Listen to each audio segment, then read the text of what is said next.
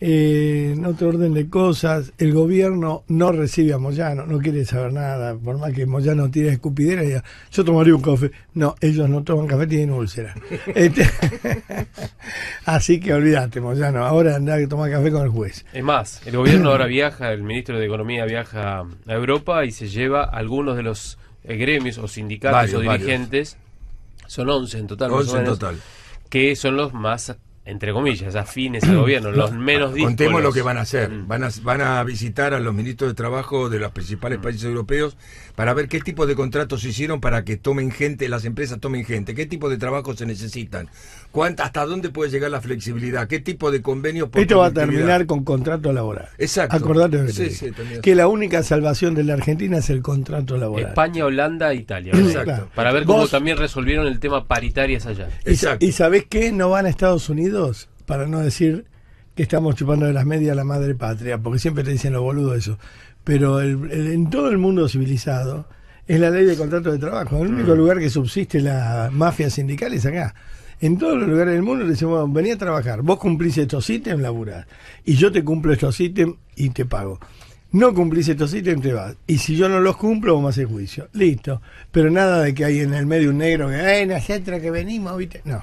Hasta la década del 80 y quizás 90 había otra historia. Me acuerdo de las huelgas generales en Italia que eran impresionantes. Hoy ya no escuchás huelgas generales en Italia o en España. Vos te diste cuenta que, y esto es lo que quería decir hoy, te diste cuenta que los sindicatos en los últimos tiempos, porque ¿qué es el sindicato? El sindicato es una oficina que protege al laburante. O sea, el laburante, yo le toco el traste a mi compañera, además de ir a la justicia y meterme en cana, va al sindicato para que le indemnicemos. El sindicato dejó de hacer este trabajo y no le importó nunca, desde Perón para acá, que le toquen el culo al empleado. Tampoco le importó la vida del empleado. Lo único que le importó son los negocios de los sindicalistas. Los grandes negocios de los sindicalistas. ¿Y sabes también qué le importó? Ser dueños de la fábrica que ellos vigilaban. Porque vos fíjate que llegamos con el tema de combatiendo al capital, que no era una frase cacofónicamente coherente, era quedarnos con la empresa. Porque si bien las empresas tenían un dueño, que el dueño era el que quebraba, el que pedía los préstamos, el que ponía la cara, en que en muchos casos iba en cana, el que se recibía los paros, los cachetazos, las puteadas, las amenazas, hasta los secuestros, el sindicalista era el que tenía voz y voto de esa empresa y era, a ver, ¿qué más negocio? ¿Ser dueño de una radio o tener 4 horas a la mañana? Tener 4 horas a la mañana. De hecho, los dueños de esta radio están presos y nosotros estamos libres y cobrando. Hay que, a ver si me entendés. En otras radios pasó lo mismo, en Rivadavia, en todas.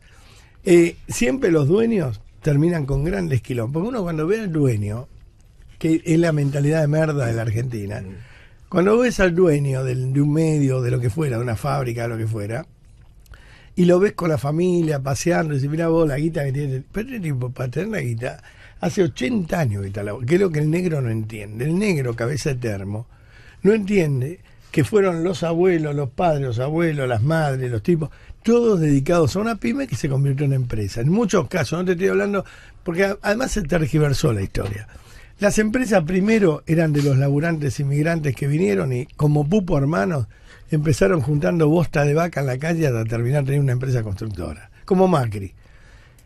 Después se las fueron comprando los políticos, o los amigos de los políticos, los testaferros. De hecho, tuvimos con el gobierno anterior empresas cooptadas por amigos de la presidenta.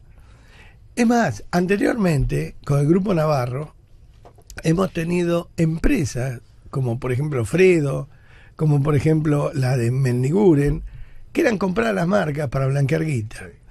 Si no se la quedaban los testaferros de los poderosos roñosos ladrones de la política, no los poderosos de la empresa, se la quedaban los sindicalistas. O sea que la empresa nunca le perteneció al empresario. Por eso ese desamor del empresario llegó a un quiebre entre la parte, los recursos humanos y el dinero. Por eso era una vendetta permanente, una pulsada, gracias a los sindicatos, de levantarse todos los días el empresario a ver cómo cagaba el negro y el negro a ver cómo cagaba el empresario. Eso fue lo que logró el sindicalismo en la Argentina. Lamentablemente, sin avisarle el sindicato ni hay otros lauchones que son terribles que nunca se los nombra, que son los abogados laboralistas. Está en la escala de la comadreja, de la rata, de la rata galponera, y la comadreja viene el abogado laboralista, que es el picapleito. El otro día estaba pasando, ¿por dónde era que pasaba? Por Tames o algún lugar de esto, que había un cartel que decía abogado de los pobres, en San Isidro, en Alto de Bulón. Abogado de los pobres, número así grandote, y un sucucho donde se atiende a la gente humilde que baja del colectivo y los convence de que haga juicio. Que después se queda con el 30-40%. Lo que pasa es que cuando uno hace juicio laboral, después no te toman en ningún lado porque tienes un antecedente de quilombero.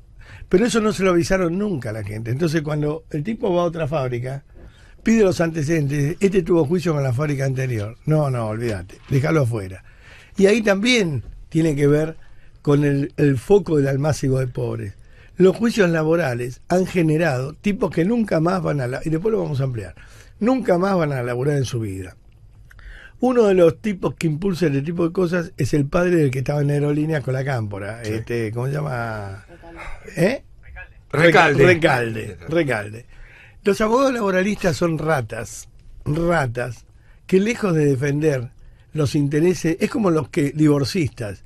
Cuando hay mucha plata, lejos de defender a la mina, terminan dándole el subsidio a la mina, pero quedándose con la casa del marido. Son lauchas, son terribles, son gente de mierda. Entonces, si vos tenés un tipo que quiere poner una empresa en la Argentina, y por un lado, tenés a los sindicalistas. Por otro lado, tenés al Estado, que te chupa la sangre. Y por otro lado tenés a los testaferros de los gobiernos, que están esperando si la empresa te va bien para chupártela. Creo que es un trabajo insalubre. Eso es lo que quería explicarle hoy, de quién es Moyano, de quién es la patota sindical, de quiénes son estos que lo llevan como en el derecho de pernada del cornudo el gobierno ahora a pasear en avión para que les explique cómo se hace un contrato laboral, cuando es una vergüenza que después de tantos años los tengan que llevar para que le explique otro país, se le explique cómo se hace un contrato. Cuando supuestamente, si ellos son sindicalistas a favor del Estado, hace muchísimos años que tendrían que saber cómo se hace un contrato laboral o cómo se maneja esto. Quiere decir que hasta ahora, también estos que viajan con el gobierno, estuvieron cagando a los empresarios y viviendo de los empresarios, pero ahora la diferencia es que fumaron la pipa de la paz, rompieron las lanzas, le peinaron la pluma y se los llevan a Europa de paseo por la fidelidad que tuvieron en contra de Moyano. Todo es una gran porquería, una gran mentira, no le crea nada. En derecho de pernada se lo llevaba el señor feudal, tenía derechos sobre la virginidad de las mujeres de su comarca. Entonces cuando se estaba por casar, llevaban al novio de la mujer a cazar un ciervo, yo lo expliqué, y lo dejaban cazar el ciervo más grande mientras el feudal desvergaba a la mujer. Por eso viene la palabra cornudo. Entonces cuando el tipo colgaba la cornamenta del ciervo en la puerta, la gente pasaba y decía, el señor feudal sacudió a la novia, este es un cornudo. Bien, el señor feudal lleva a pasear a 12 individuos de la comarca a Europa para enseñarle cómo se hacen los trabajos, los contratos laborales, mientras otros le pistolean a la señora. ¿Qué son? ¿Sindicalistas? No, muchachos. Estos son también, igual que los otros, cornudos, con la diferencia que hay cornudos delincuentes y ladrones y cornudos obsecuentes y genuflexos. ¿Estos son los que definen a los obreros?